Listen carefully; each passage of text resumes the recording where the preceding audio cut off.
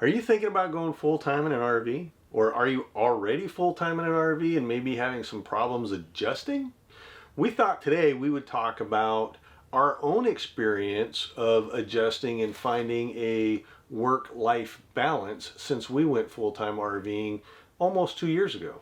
We did have a little bit of a difficult time adjusting, and so we thought we would give you some of the things that we've done to try to get our life in balance while we are full-time RVing. If you have any suggestions, leave some comments below, because your comments help other people also who read those comments to maybe help them with their balance of life also. Right, because it's more than just a vacation, right? Gosh darn it. We all look at those videos of YouTubers out having such a great time, and you just feel like, oh wow, it's going to be a vacation. Right. And in the beginning, it kind of felt like it. And we did. We were starting out that way. Right. And then we learned rather quickly that it's not a vacation, that you do need to find that balance like what you have when you live in a sticks and bricks and you get up and you go to work every day. You get yourself into a routine or a schedule. Well, you have to have that while you're full-time RVing also. Right. And so let's talk a little bit about the work part of things for us. Me, I handle all of our YouTube stuff. Our Facebook and stuff is kind of split a little bit between Alice and I. Yep. But believe it or not, YouTube really is a job. It is. I mean, I can spend hours just trying to find a song I think that fits with something that's going on, or finding the right picture to put somewhere, or editing video. So there's times I spend 60, 70, 80 hours a week just editing for one video. Right. Yeah. Because he will, sit there for 9 hours a day. And I'm like, Gordon, you got to get up. You got to go do something else, because you're going to, you got to have that, downtime too, to refresh your memory. So a lot of this has been a learning curve for me as well. It was a learning curve to just be in front of a camera and talk to it. Yes. Using the various programs that we use to edit video and audio and pictures and all that is all a learning curve for me. So I will spend hours just trying to figure out how to use a piece of software to make my name pop up right here. Right? So it's a learning curve. So it is work. It is work. It's different than Alice's job. Yep. So I was working at a medical clinic when we lived in Alaska. And shortly after we went on the road full time, my company called me and asked me if I wanted to work remote. So I said, of course. I love the company. I love what they stand for and what they do for patients. And so I was really excited that they had called me. And so I'm sitting here at the computer 8 hours a day. I scan through their new patients and their faxes, and there's just so many things that I can do remotely that I don't have to be sitting in the office. So I am literally sitting here at my office for 8 hours a day, every day, 5 days a week. So now you have to, when you're done with work, now what are you going to do? Right. And it's like, oh, okay, I'm done with this work. Now I need to plan, where are we going to go for the summer? Where are we going to go next month? Right now we're in Texas and we have the next 2 months planned. But after that, I don't have any plans after the 2 months. Well, we have an idea of where we're going to be. We're still going to be in Texas, but we don't have a reservation in a park yet. Right. Now, finding those RV parks can take hours. Right. I mean, literally. And I'm not joking when I say this. Gordon and I have sat at the computer and looked at so many different campgrounds, RV sites, all of this stuff for 6 to 8 hours and never made a phone call to make a reservation. And then we're just like, oh my God, what are we going to do? Allow me. So I hate trying to find campgrounds. Hate it. Because you're sitting there and you're inundated with 10, 20, 30, 40, 50 campgrounds in the area where you're wanting to go to, and you read reviews and you look at photos and all this stuff, and it's like, which one should I pick? Because photos can be deceiving. We all know that. We all know that. So it's a challenge. which usually falls to Alice. But it is still kind of work, and it's also part of our life because, you know, when you're in a sticks and bricks, you don't have to worry about that, right? You have your house. You've got this house, you're living here, no worries. So finding a place to live month to month, week to week, year to year, whatever, seasonally is not a problem. Right. But when you are in an RV and you're RV living and traveling, it definitely becomes a problem, especially the more and more people who are coming into the field. And there are a lot more people in RVing now than there were even just 2 years ago. Right. So then you call and I'm sorry, we're full. It's like, okay, move on. You know, so you think you have your number one picked out and then it falls through. So you got to move on. Right. So it can be difficult, and sometimes it's been really easy. You know, sometimes I planned our trips, you know, right real quick. But most of the time it's very difficult. When we first started, we just threw ourselves into it wholeheartedly, which is great. But, you know, we overloaded on the work side. You know, we were both working as work campers, plus the YouTube thing. We were a new channel trying to grow our channel, which we're still trying to grow. So do me a favor, if you haven't hit the like button yet, hit the like. If you're not subscribed, hit that subscribe and leave me a comment. It really helps me grow our channel. It helps other people get exposed to our content. Right. So please hit like, hit subscribe, ring the bell. So you'll get notified when we do put out new content. But we just threw ourselves into it. Every day it seemed like we were going out and doing something for YouTube and just nonstop. So after a while, we didn't necessarily burn out, but we kind of realized that, you know, we weren't really taking a whole lot of time for just us. For us. You're out there for you. And so we needed to learn that, and that was a huge adjustment for us to go out and just do something for ourselves. It was a lot to, no, let's just leave the cameras at home today and go do something for ourselves. So we had to learn that balance in our life when it came to the playing side also.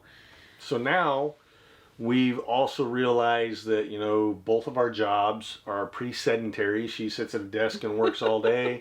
I sit at the table and work on my laptop all day.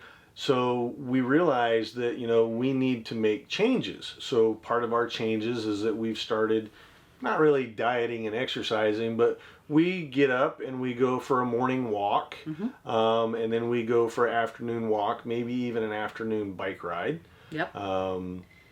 So that's part of our work-life balance that we're moving towards, is getting out and moving around a little bit. And part of the other thing is that we have gotten pretty good about going out without the cameras. Yes. And without a real plan, and getting back to the whole roaming part that is roaming with the Ramsays. Just this past weekend, we went roaming down to Galveston. That was a great trip. You know, you go by the Gulf of Mexico, you get to see the beautiful beaches. We rode on the ferry, and the ferry was free to go over from Bolivar over to Galveston. The ferry was free, and it was really cool, and it was something that we were able to plan in order to take Sky with us, so she didn't have to sit at home, because that's another thing. You know, we have Sky, we have a dog, we have to make sure that she is taken care of and gets to go out and do things also. You know, we can't plan just a whole bunch of different things and leave the dog at home. We don't feel good about doing that. We like to be able to take her out. So if we do plan something that we're going to video and it's a place where she can't go, we'll do that one day, and then the next day we will take Sky out and we'll go and do something for Sky. Because we are working, you know, because I work for a company, so I have to have that 40 hours a week, we tend to stay longer at a place. You know, we've been staying a month, at least a month at one place, because if you think about it, it's kind of an experience, right? It's only 8 days that we get to go out and see anything. It's experimental. Right now, we're still kind of in the experimenting phase. Up until now, when we work camped, we stayed at one spot for 6 months and then another spot for 3.5 months. That was too long at a spot. But when we just did our Harvest Host Coast to Coast trip I'll put a link up there for that because we went from California to North Carolina on our way up to Maine. But when we did that trip, it was pretty quick progression, and even our time in Maine during the summer was pretty quick progression. We were spending 1 or 2 weeks at a campground, which with Alice working Monday through Friday meant, we were maybe getting 4 days at most to really go out and explore the area, which wasn't enough time. Right. So now part of our balance is that we want to try to stay at least 1 month at each location. And that's not going to count our travel days. Right. Like right now we're planning on being in South Dakota for the summertime, but we plan on taking a month to go from Texas to South Dakota.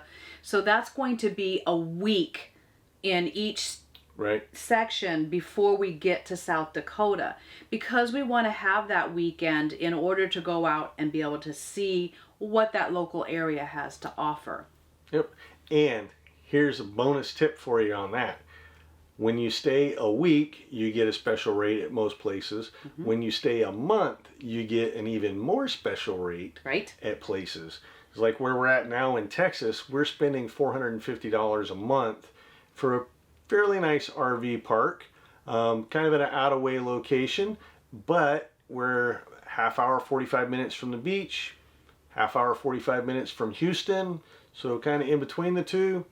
Not a bad place for the price. Well, we really scored on this one because right next door is a state park that we actually go and walk to. And if we did the full loop all the way down the Spit and back again, it's 5 miles. It's a 5-mile walk on hardly even traveled roads. Yeah. I mean, it's the speed limit on the road is 20 miles an hour, and there's not any traffic out there really when we're doing our walk at 5 o'clock in the morning. Yep. There's lots of grass for Sky. Yep. Sky loves her walks, so it's exercise for all of us. Right. So we covered how we approach work-life balance now. We went from working 60, 80 hours a week to trying to keep it down to 40. Mm-hmm. Taking time for ourselves with exercise, weekends, and trips without cameras and YouTube equipment. Special time with Sky because she's a special dog. And that things seem to be much smoother now. Yes. Doing better job planning things out, even though it takes a lot of time. So now that you know how we've adjusted and created a work-life balance, what kind of things do you do to create a work-life balance? Or if you're thinking about starting in RVing, have you thought about how you're going to create a work-life balance? What does your time frames look like? Are you going to be one of those full-timers that travels every couple of days, every week, every month? Yep. How are you looking at addressing balancing work and life? Because you got to remember, there's a real reason that you're going into an RV, and it's not so you can continue to be stressed and under strain and all that stuff. Right. Because, for us, it was more about taking time to stop and smell the roses and then truly enjoying the journey and chasing our adventures than it was living a stress-filled life. Right. Yeah. And you know how, stress affects everybody differently. And we just really wanted to de-stress from all of the stuff that we had going on in our life and felt that it was the right time for us to go full-time. And then, of course, it took a long time for us to get to where we are, right. So if you have any other questions on, maybe we didn't answer a question that you have on something, leave us that comment down below also. And don't forget, we have a lot of RV maintenance to do also. Right. So you got to throw that in your balance too somewhere. That's part of my work also is, the YouTube and then maintenance. But she helps me a lot. Just yesterday, we washed this beast, and it took like 3 or 4 hours. So we went from Wisconsin to New Hampshire, all the way down to Texas, hit a lot of rain. This thing was dirty. It's pretty bad. So that was our exercise yesterday, was washing the outside of this. Oh, my back hurt.